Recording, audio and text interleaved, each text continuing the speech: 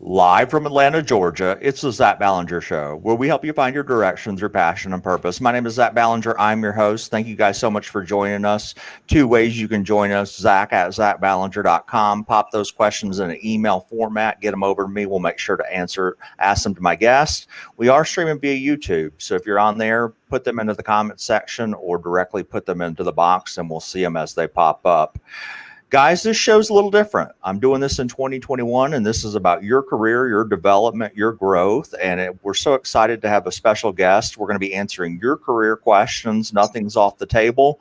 Anything you want to. There's no stupid question. You can ask us anything about whatever's happening in your situation, whether it be something that's happening at work, whether it's networking, job interviewing. Whatever career questions you have to help you, that's what we're doing here today. Mark, thank you so much for joining me today. Thank you for having me, and thank you to your guests for giving me some of their valuable time.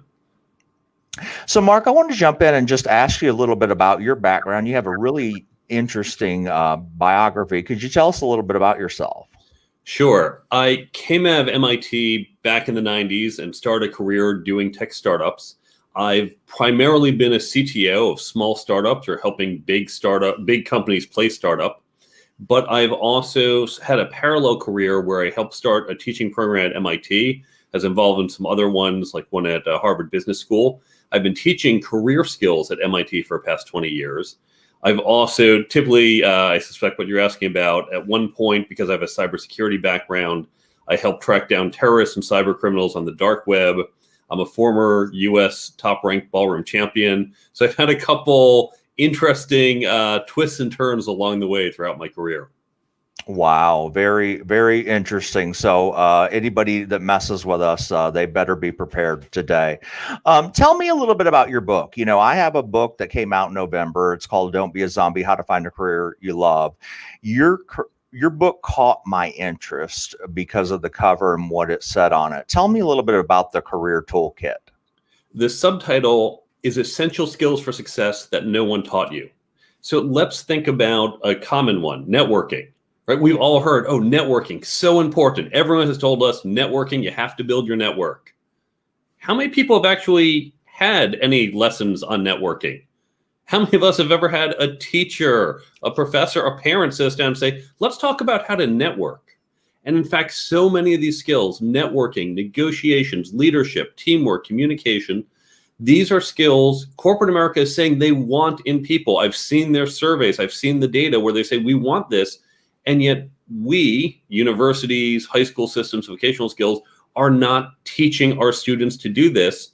Our corporate training isn't doing a great job either. So everyone's saying we want these skills, but it's not being taught.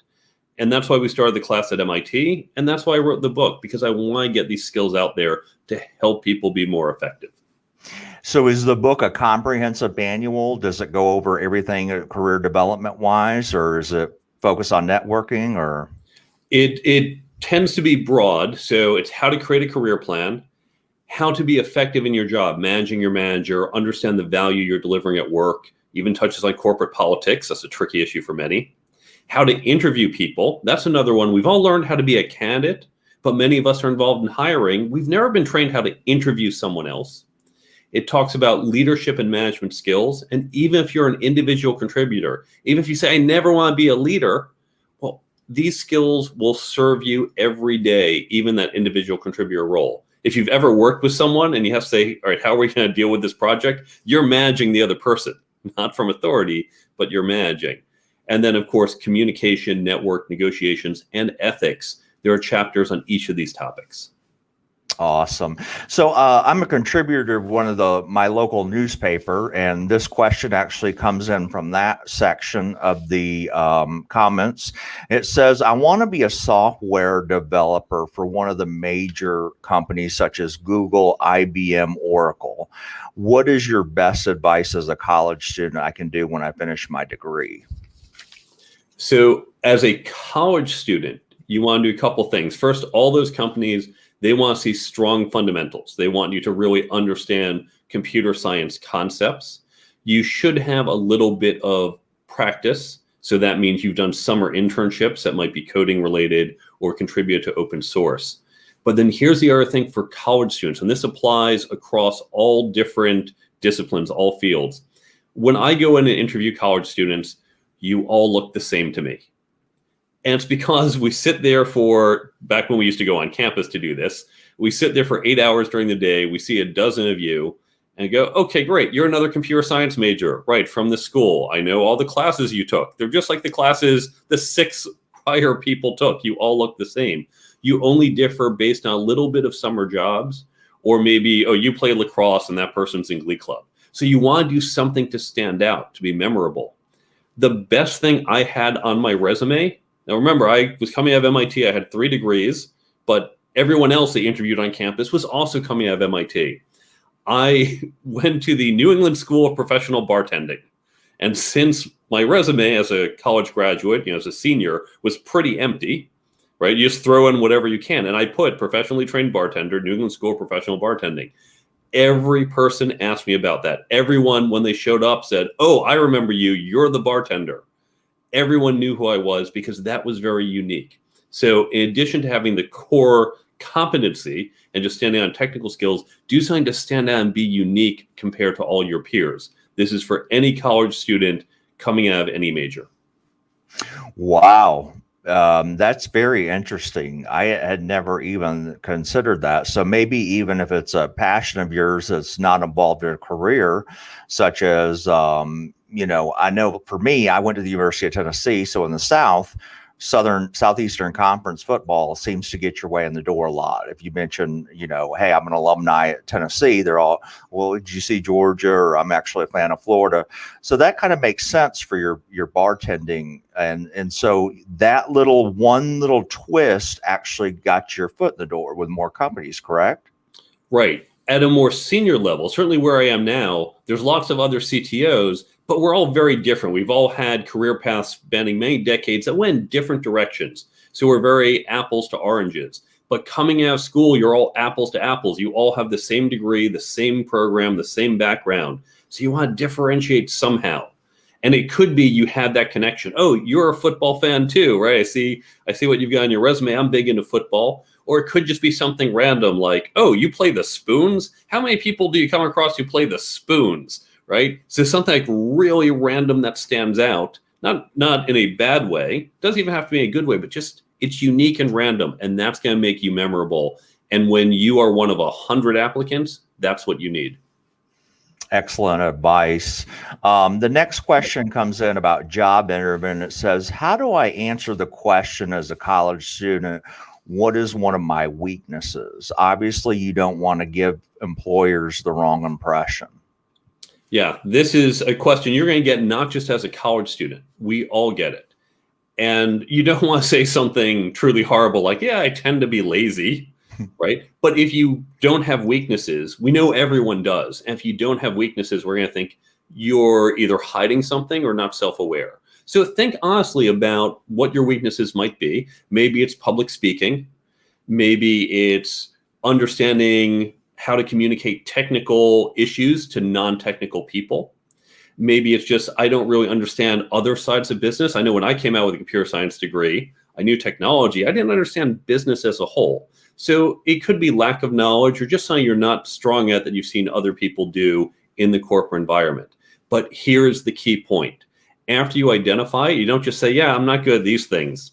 End of story. You say, I'm really not good at public speaking. And I know at some point I have to get better. So what I've been doing is I joined the Toastmasters Club, right? The Toastmasters, it's a worldwide organization to help people with public speaking. You're saying, I am bad at this. I have taken these steps to improve.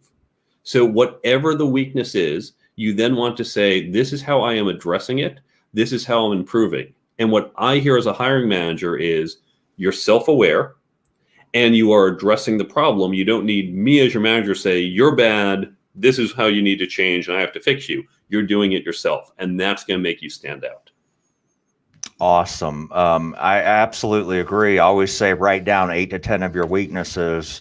You can even ask others. One of mine's technology. Obviously, if you're going for a role as a technology analyst, that might be kind of complicated, right? But to your point, you almost want to take the least detrimental thing for the job you're applying to. So, for example, I don't like waking up early in the morning, but that's not going to be a weakness, where, well, I don't like getting on the bed in the morning. I mean, that's not a tangible weakness that you can fix. But like you said, let's say you're bad at technology, or public speaking is common, or, a software program that you need more help in. For example, I'm not the best at Excel. I know I could improve at Excel and know some formulas and continue to work on that. So like you said, you have to be self-aware. And so what is your, this is kind of off the subject, but what's your opinion when you Google that answer? So when you type in that question to Google, they say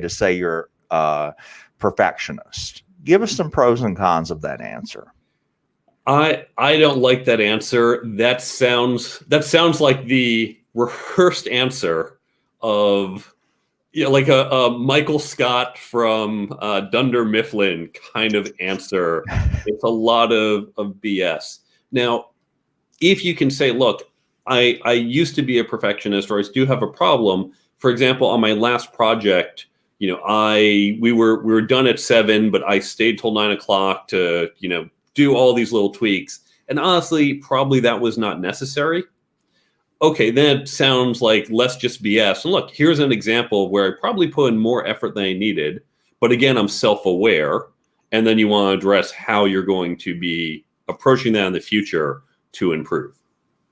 Agree with you 100%. I used to, before the pandemic, talk to college students on campus, and they'd always have that answer ready, and it was a Google answer. And it's a lot of hiring managers are put off by it because, that's what you type in, and, perfectionist. Well, that's a cop-out answer, kind of, if you think about it. And so, a weakness doesn't have to be that scary. It's just you have to practice and be self-aware of what you need to develop on. And we all need to develop on certain things. So thanks, Mark, for that answer. Other than LinkedIn, what are some ways I can network?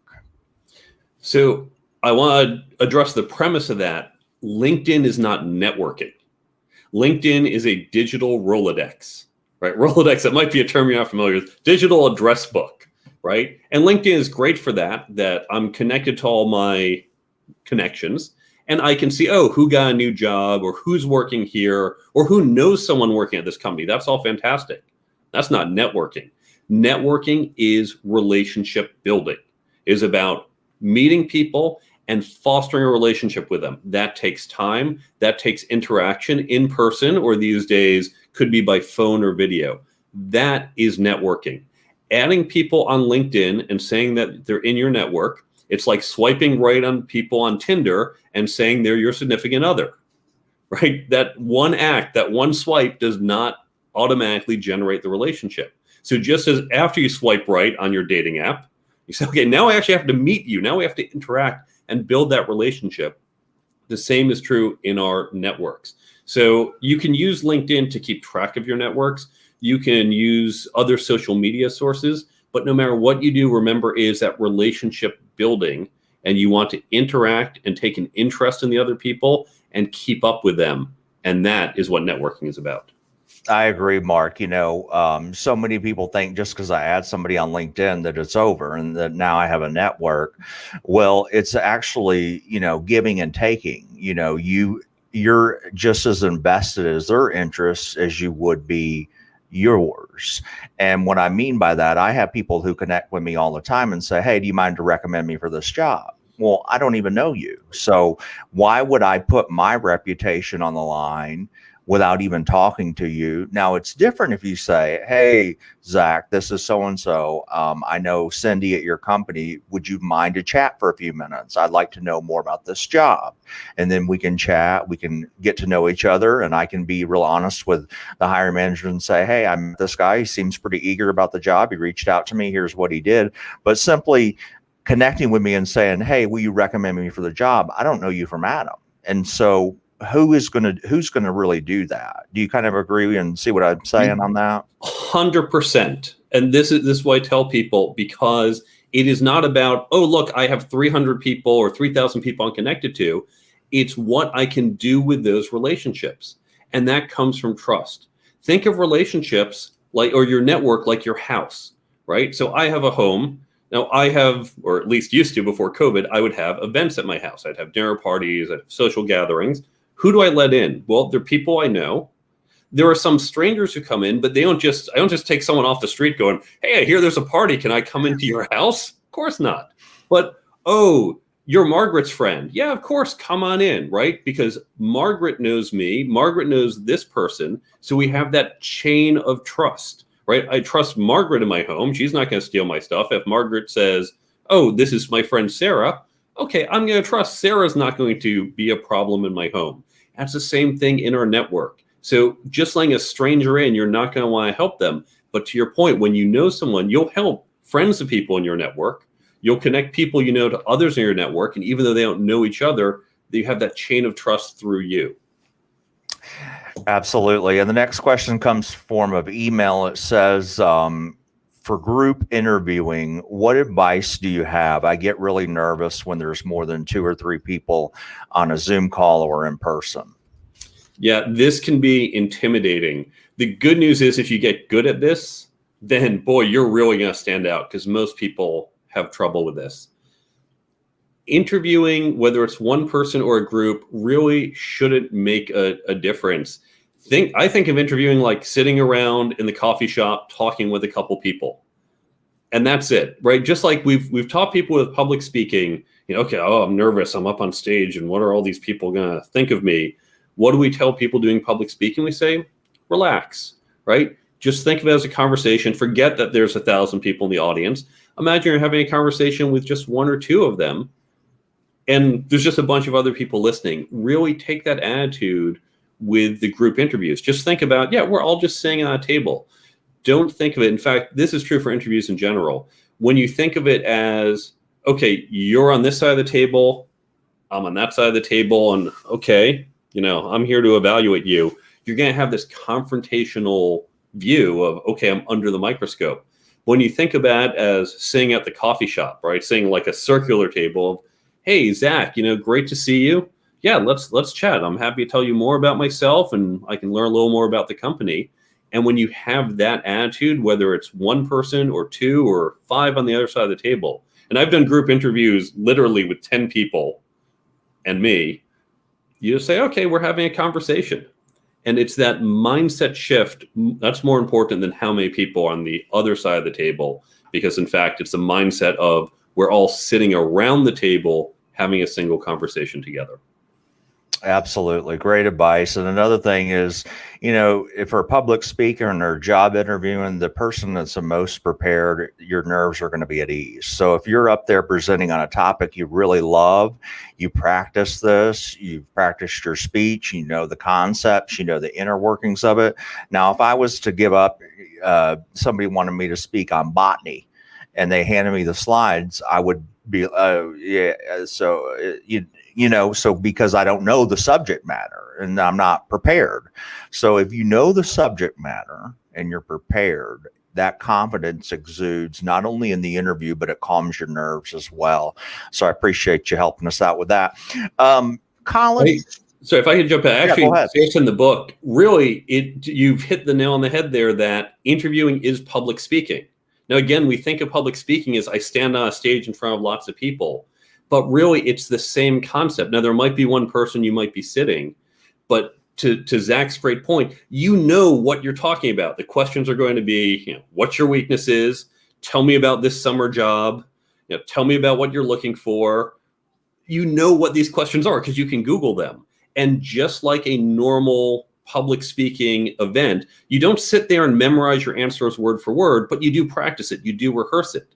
So when you sit down and they say, so tell me about your weaknesses, you go, I know this one. I'm going to jump into my 60-second speech. That's not practice word for word, but I know exactly what I say. I know how to do the story. You do that. Then you sit down. Again, you've already been sitting from that public speaking until the next question comes. So treat it like public speaking. Agree with you 100%. That's great advice because like you said, the more you're prepared and the more the answers that you can show during the interview, the more smooth it's going to become. Like people say, after they've done this 10 or 15 times, then it becomes easier and easier. So your first one, you might be a little bit stressed, but like you said, if you're prepared and you're ready for these answers, I would almost say, Mark, that the employer's almost a kind of a disadvantage, because if you're a well-prepared candidate, you can have your answers all ready to go. You're kind of in an advantage if you're in our shoes, because we know exactly what the questions are. It's kind of like when you go into college and you take a test and you know what questions are going to be asked on the test. Wouldn't you rather know the questions before going into the test? So I think it's you can play it both negatives, but I like to play it from a positive from that standpoint. Love that. Great insight. So the next question comes in about resumes. What's some things that you see as common mistakes as people make resumes for different jobs? So if you're a college student, you do want to try to put just other things in the resume to stand out, as we spoke about earlier. Don't throw in every little detail, but put a little thing to make you memorable and personable. For other folks, you don't have to list every detail of your job. And I see way too many resumes that go on for pages and pages. Now, I have a 3-page resume. I've been working for 25 years. I list out patents. I list out committees that I've served on and conferences I go to and all this. And so I still fit, and I've had many jobs because I do some consulting, which moves around a lot. I can fit into 3 pages. There's no reason, college students, you better be down to 1 page. If you're in your late 20s, 30s, somewhere around there, and you can start to get to 2 pages, but really try not to get above 2 pages. So don't give me a lot of details. Remember that resumes, and I've looked at literally thousands of them, I'm going to look at a resume for about 15 seconds. Literally pick it up, and I just want to scan it. You want to follow a standard format. I want to know, okay, here's your job titles, here's the company, it's listed in, chronological order, that helps. Education, maybe it's at the start, usually at the end, but okay, if it's at the start, fine. But I want it to follow that format. When you get super creative with your resume, in those 15 seconds, I'm wasting time trying to figure out where the information is. You also want to draw me to key pieces of information. So when you have lots of paragraphs about, well, I attended a whole bunch of meetings where we discussed this. Yeah, I could have figured that out from the job title. Of course you were in meetings having these discussions. That's the nature of your job. Tell me what you accomplished. So if you're a salesperson, you say, I sold this much. If you're an engineer, hey, this is what we produced, right? I worked on this type of software and produced this type of functionality. If you're a product person, I did this type of market research. I planned this type of product. If you're a marketer, I ran these social campaigns. If you can be quantitative, do that, right? Oh, we had social campaigns and we reached 50,000 people. Great. Now those are numbers and reached lots of people. Lots 500 is lots 500,000. So if you can be quantitative, that's great. But you want to focus on your results, because I don't care that you sat in meetings. I don't care that you sent lots of emails. I care that you can deliver on your work. So getting to that point, and I had this question come up the other day, but I'll go ahead and ask it since we're on the topic. What about these new age resumes that have, pretty pictures on it of the person and then their logos, and, they're trying to be real creative? What's your kind of perception from your standpoint? And also, what do you think an employer thinks? Pictures, usually the only time I see pictures are overseas resumes where it hasn't been made illegal, and probably where more attractive people have the advantage because, oh, look, picture. And we know studies have shown good-looking people do get more opportunities. So usually if I see a picture, I think this person is not oriented to U.S. culture. If you're putting on some type of picture, I haven't seen that. Maybe if you have something up top, there's usually a little white space up top because you got your name in the center, name and contact info. So a little white space there. I suppose if you have something there, I'm not going to look at either way. But if it's starting to get into the body, again, I expect a standard format, and anything you do to deviate from that, you're going to throw me off. I agree. I think it's a gamble. There's hiring managers, if you look at the average age of them, they're probably going to be older than you, just because they have more experience. So, stick to a chronological resume, keep it simple. I agree with you. If you start getting to the logo, I know students want to be creative, and I love that side of them, but you can be creative in different ways, and maybe not on the resume, maybe in a portfolio you show them Yes. or something you design. But I just think when we're creating logos and pictures and cartoons and things like that, we may turn somebody off when you can just have a simple traditional resume. Like you said, Mark, if you're a hire manager, you may be looking at it from a one-way angle and be like, that's going to get tossed to the side. If you're a creative person, I first want to see, do you have the general skills? Are you familiar with the tools we use, the industry, you've done this type of work? And then, okay, you seem ballpark. Then I'll look at your portfolio, and there, go wild, right? Do whatever is the best way to express yourself, whether it's visual, if you're an audio artist, whatever it is. And there's no standard way, and it really is about you. But that resume, 15 seconds, make it easy for me. Gotcha. Mark, where can people follow you? So let's say they're interested in your book or they want to follow your social media links. Where's the best place people can get in touch with you? You can go to my website, thecareertoolkitbook.com. You can learn more about the book. You can see how to follow me on social media, get in touch with me. There's also a bunch of free resources on the website. So you can find other free tools, recommendations of other books, and there's also the free app that goes with this book that you can download to get a lot of the great advice that you get in the book. Oh, wow. So you have an app that goes with the book. That's pretty neat. So yeah, let's follow that. So one more time, is a website the best way? And then you got your social media links there?